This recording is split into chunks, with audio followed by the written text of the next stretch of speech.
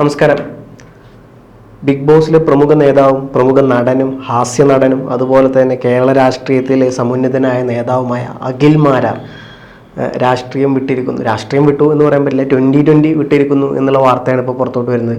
നമുക്ക് നോക്കിക്കഴിഞ്ഞാൽ മനസ്സിലാവും. എനിക്ക് തോന്നുന്നു ഈ സമയത്ത് ഏറ്റവും കൂടുതൽ പറയേണ്ടത് രമേശ് പിഷാരടിയുടെ കുറച്ച് വാക്കുകളാണ്. രമേശ് പിഷാരടി പറഞ്ഞത് അഖിൽ മാരാറും അതുപോലെ രമേശ് പിഷാരടിയൊക്കെ മത്സരിക്കുന്ന ആ സമയത്ത് 2026 നിയമസഭാ ഇലക്ഷനിൽ ഈ പറഞ്ഞ പോലെ രമേശ് പിഷാരടിക്കെതിരെ കൃത്യമായി ഒരു അറ്റാക്ക് അഖിൽ മാരാർ നടത്തുന്നു. അതിന് മറുപടിയായി രമേശ് പിഷാരടി പറഞ്ഞത്, ഞാനിതിനൊന്നും മറുപടി കൊടുക്കാൻ നോക്കില്ല, ഇപ്പോൾ പറഞ്ഞതാവില്ല, കുറച്ച് പറഞ്ഞാൽ പറയാം, ഞാനിപ്പോൾ ഇതിന് മറുപടി കൊടുത്താൽ അതിനൊരു മറുപടി കുറച്ച് കഴിഞ്ഞ് വരും, അത് പിന്നീട് മാറ്റി പറയും, അതായിരിക്കില്ല പിന്നീട് പറയുന്നത്. അങ്ങനെ ഇത്തരത്തിലുള്ള വലിയ തരത്തിലുള്ള ഒരു ഹാസ്യമായ മറുപടിയായിരുന്നു രമേശ് പിഷാരടി കൊടുത്തത്. ഇപ്പം അതുപോലെ തന്നെ ആയിരിക്കുന്നു അഖിൽ മാരാറുടെ രാഷ്ട്രീയം, അതുപോലെ തന്നെ അദ്ദേഹത്തിൻ്റെ രാഷ്ട്രീയ ഭാവിയും. കാരണം 2026 നിയമസഭാ ഇലക്ഷനിൽ അതുവരെ കോൺഗ്രസിനെ പിന്തുണച്ചിരുന്ന, കോൺഗ്രസിൻ്റെ എല്ലാവിധ കാര്യങ്ങൾക്കും കൂടെ നിന്നിരുന്ന, കോൺഗ്രസിനെ കൈയഴിഞ്ഞ് സോഷ്യൽ മീഡിയയിലടക്കം പല കാര്യങ്ങളും കൃത്യമായി കോൺഗ്രസ് അനുകൂല നിലപാടെടുത്തിരുന്ന അതേ സമയത്ത് പോലും അദ്ദേഹം തന്നെ പറയുന്നുണ്ടായി, ഞാൻ രമേശ് ചെന്നിത്തലയോട് ചോദിച്ചു സീറ്റിൻ്റെ കാര്യം.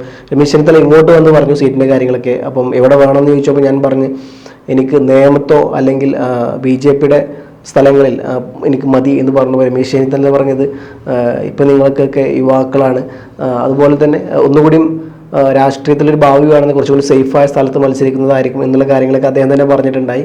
എന്നിരുന്നാൽ പോലും കോൺഗ്രസ്സുകാർ അവർക്ക് സീറ്റൊന്നും കൊടുത്തില്ല. ഏറ്റവും അവസാനം ഈ പറഞ്ഞ പോലെ ഒരിക്കലും അതുവരെ BJP നഖശിഖാന്തരം എതിർത്ത നേതാവായിരുന്നു അഖിൽ മാരാർ. അപ്പം ഞാനടക്കം വിചാരിച്ച ഒരിക്കലും BJPയിലോട്ട്, CPM-ലോട്ട് പോയാലും BJPയിലോട്ട് പോകില്ല, അല്ലെങ്കിൽ NDA-യിലോട്ട് പോകില്ല എന്നുള്ള തരത്തിലായിരുന്നു. എന്നിരുന്നാൽ പോലും അവസാനം സാബു ജേക്കബിൻ്റെ പാർട്ടിയിൽ 2020 പോയി ചാടിയെന്ന് മാത്രമല്ല, ഇപ്പോൾ അതിദയനീയമായ അവസ്ഥ വരുന്നത്. അദ്ദേഹം പറയുന്നത് സാബു ജേക്കബിൻ്റെ പാർട്ടി എന്ന് പറഞ്ഞാൽ വൻ ദുരന്തമാണ്, അദ്ദേഹമാണ് അതിൻ്റെ കൺവീനർ, അദ്ദേഹമാണ് അതിൻ്റെ കോർഡിനേറ്റർ, എല്ലാം അദ്ദേഹമാണ് തീരുമാനിക്കുന്നത്. അതുപോലെ തന്നെ ഈ പറഞ്ഞ പോലെ അഖിൽ മാരാർക്ക് പറഞ്ഞ സീറ്റുകൾ കിട്ടിയില്ല എന്നുള്ള തരത്തിലുള്ള വാർത്തകൾ വരുന്നു. അതിൻ്റെ ഭാഗമായി ഇപ്പോൾ ഏറ്റവും അവസാനം താൻ മുന്നണി വിടുന്നു, അല്ലെങ്കിൽ പാർട്ടി വിടുന്നു. പക്ഷേ സാമൂഹിക സന്നദ്ധ രംഗത്ത് ഇനിയും തന്നെ പ്രവർത്തനം ഉണ്ടാകും എന്നുള്ളതാണ് അഖിൽ മാരാർ ഇപ്പോൾ പറഞ്ഞു വെക്കുന്നത്. അതുപോലെ തന്നെ പല സീറ്റുകളും നൽകാമെന്ന് പറഞ്ഞുകൊണ്ട് അഖിൽ മാരാറെ 2020 നേതാവ് വഞ്ചിച്ചു എന്നുള്ള കാര്യങ്ങളൊക്കെയാണ് അദ്ദേഹം പറയുന്നത്. പ്രത്യേകിച്ച് കൊട്ടാരക്കര നിയമസഭാ മണ്ഡലത്തിലാണ് സീറ്റ് ആദ്യം തനിക്ക് ഉറപ്പിച്ചത് എന്നുള്ളതും, അതിൻ്റെ ഭാഗമായിട്ട് കൊട്ടാരക്കരയിൽ പ്രവർത്തനം തുടങ്ങാൻ തന്നോട് ഈ പറഞ്ഞ പോലെ 2020 പറയുന്നു. അതിൻ്റെ ഭാഗമായി അദ്ദേഹം കൃത്യമായി പ്ലാനോട് കൂടി അവിടെ മത്സരിക്കുന്നു. കാരണം അവിടെ കൃത്യം അദ്ദേഹത്തിൻ്റെ എന്താ പറയുക കണക്കൊക്കെ ഡാറ്റയൊക്കെ പ്രകാരം ഏകദേശം 25,000-ഓളം വോട്ട് 2020 ഒറ്റക്ക് കിട്ടും. പിന്നെ BJPയുടെ വോട്ടും, പിന്നെ അദ്ദേഹത്തിന് പേഴ്സണലായിട്ട് ആ മണ്ഡലത്തിൽ കോൺഗ്രസ്, BJP, CPM നേതാക്കന്മാരുടെ വ്യക്തിപരമായ ഒരുപാട് ബന്ധമുണ്ടെന്നും അതുകൊണ്ട് തന്നെ ആ ഭാഗങ്ങളിലെല്ലാം ഒരുപാട് വോട്ടുകളും കിട്ടുമ്പോൾ സ്വാഭാവികമായിട്ടും താൻ കൊട്ടാരക്കരയിൽ ജയിച്ചു വരുമെന്നാണ് അദ്ദേഹം പറഞ്ഞിട്ടുണ്ടായിരുന്നത്. പക്ഷേ കൊട്ടാരക്കരയിൽ കൊടുത്തില്ല. പിന്നീട് ഈ പറഞ്ഞ പോലെ രണ്ടാമതൊരു ഓപ്ഷൻ അദ്ദേഹത്തോട് പറഞ്ഞത്, എന്നാൽ പിന്നെ തൃപ്പൂണിത്തറ പിടിച്ചോ, അവിടെ മത്സരിച്ചോ എന്നുള്ള രീതിയിലാണ് പറഞ്ഞത്. അപ്പോൾ പിന്നെ അദ്ദേഹം സ്വാഭാവികമായിട്ടും കൊട്ടാരക്കരയിൽ മാറി തൃപ്പൂണിത്തറയിലോട്ട് വരുന്നു. അവിടെ എല്ലാവിധ കാര്യങ്ങളും നീക്കങ്ങളും ചെയ്യുന്നു, അവിടെ മത്സരിക്കാൻ സന്നദ്ധനായി നിൽക്കുന്നു. പക്ഷെ വീണ്ടും ഏറ്റവും ഒടുവിൽ തൃക്കാക്കര മണ്ഡലം തന്നെ അദ്ദേഹത്തിന് കൊടുത്തു എന്നുള്ളതാണ്. അപ്പോൾ അദ്ദേഹം മനസ്സോടെയാണ് പിന്നീട് തൃക്കാക്കര മണ്ഡലം മത്സരത്തിന് വേണ്ടി കിട്ടിയത്, അദ്ദേഹത്തിന് അതിന് ഇറങ്ങിയതും. എന്നിരുന്നാൽ പോലും ഉമാ തോമസിനോട് അതിദയനീയമായി പരാജയപ്പെട്ടു. അപ്പം ഇത്തരത്തിലൊക്കെ ആയിപ്പോയി എന്നുള്ളതാണ്. അപ്പം അദ്ദേഹം പറയുന്ന പല കാര്യങ്ങളുണ്ട്. അദ്ദേഹത്തിന് ഏറ്റവും കൂടുതൽ വിജയിക്കാൻ ചാൻസ് ഉണ്ടായിരുന്നത് തൃക്കാക്കര ആയിരുന്നു, അവിടെ കിട്ടിയില്ല. പിന്നീട് ഈ പറഞ്ഞ പോലെ പല സ്ഥലങ്ങളിലും കൊടുത്തിട്ട് അവിടെ ഒന്നും കിട്ടിയില്ല എന്നുള്ള തരത്തിലൊക്കെയാണ്. അപ്പോൾ എന്നിരുന്നാൽ പോലും ഏറ്റവും അവസാനം ഈ പറഞ്ഞ പോലെ അദ്ദേഹം തോറ്റു എന്നുള്ളതാണ്. തോറ്റതിന് ശേഷമാണ് ഇപ്പോൾ അദ്ദേഹം പാർട്ടി വിടുന്നത്. മാത്രമല്ല തെരഞ്ഞെടുപ്പ് ആവശ്യങ്ങൾക്ക് NDAയുടെ ഭാഗത്തു നിന്നോ BJPയുടെ ഭാഗത്തു നിന്നോ, അതല്ല 2020യുടെ ഭാഗത്തു നിന്നോ തനിക്ക് യാതൊരുവിധ സാമ്പത്തിക സപ്പോർട്ടും ഫിനാൻഷ്യൽ എയ്ഡും കിട്ടിയില്ല എന്നുള്ളതും, ഒരു പൈസയും കിട്ടാത്തതിൻ്റെ പേരിൽ ഏറ്റവും അവസാനം തൻ്റെ സ്വന്തം BMW ബൈക്ക് വിറ്റ് 20 ലക്ഷം രൂപ എടുത്തുകൊണ്ടാണ് താൻ പ്രചരണത്തിനും മറ്റു കാര്യങ്ങൾക്കും ഇറങ്ങിയത് എന്നുള്ളതും, അത്രയും ദയനീയമായിരുന്നു തൻ്റെ സാമ്പത്തിക അവസ്ഥ എന്നുള്ളതൊക്കെ അദ്ദേഹം പറയുന്നുണ്ട്. മാത്രമല്ല പല നേതാക്കന്മാർക്കും ഫോൺ വിളിച്ചിട്ട് അവർ ഫോൺ വരെ എടുക്കുന്നില്ല എന്നുള്ളതാണ്. തെരഞ്ഞെടുപ്പിന് ശേഷം പാർട്ടി കാര്യങ്ങൾ സംസാരിക്കാൻ വേണ്ടിയിട്ട് സാബു ജേക്കബിനെ വിളിച്ചാൽ അദ്ദേഹം ഫോൺ എടുക്കുകയോ പ്രതികരിക്കുകയോ ചെയ്തില്ല എന്നൊക്കെയാണ് അദ്ദേഹം പറയുന്നത്. മാത്രമല്ല തൻ്റെ കൂടെ പ്രചാരണത്തിന് വെറും രണ്ട് നേതാക്കന്മാരെ ഉണ്ടായിരുന്നുള്ളൂ. ബാക്കി ഒരാൾ പോലും തൻ്റെ പ്രചാരണത്തിന് വന്നിട്ടില്ല എന്നുള്ളതും വഴി കാണുമ്പോൾ എല്ലാവരും കൈ കൊടുക്കാൻ മാത്രമുണ്ട്.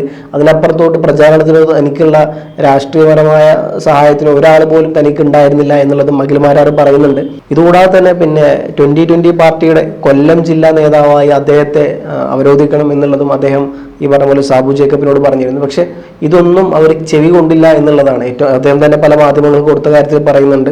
ഇലക്ഷന് ശേഷം അതിദയനീയമായി പരാജയപ്പെട്ടു. പക്ഷെ എന്നിരുന്നാൽ പോലും കൊല്ലത്ത് 2020 ജില്ലാ നേതാവായ അദ്ദേഹത്തെ കൊണ്ടുവരണം എന്നുള്ളതും കൊല്ലത്ത് തനിക്ക് പല മാറ്റങ്ങളും കൊണ്ടുവരാൻ സാധിക്കുമെന്നും ഒക്കെ അഖിൽമാരാർ പറയുന്നുണ്ടായിരുന്നു. എന്നിരുന്നാൽ പോലും ഇപ്പോൾ 2020 പാർട്ടി വിട്ടു എന്നുള്ള കാര്യങ്ങളാണ് വരുന്നത്. നമുക്കറിയാം മലയാളം ബിഗ് ബോസിലെ സീസൺ 5 ഏറ്റവും വലിയ നേതാവും വിജയ് കൂടിയായിരുന്നു അദ്ദേഹം. 2020ക്ക് അദ്ദേഹത്തിന് കയറാൻ ഏറ്റവും കൂടുതൽ ഉപയോഗിച്ച ആ ഒരു ഇമേജും അത് തന്നെയായിരുന്നു.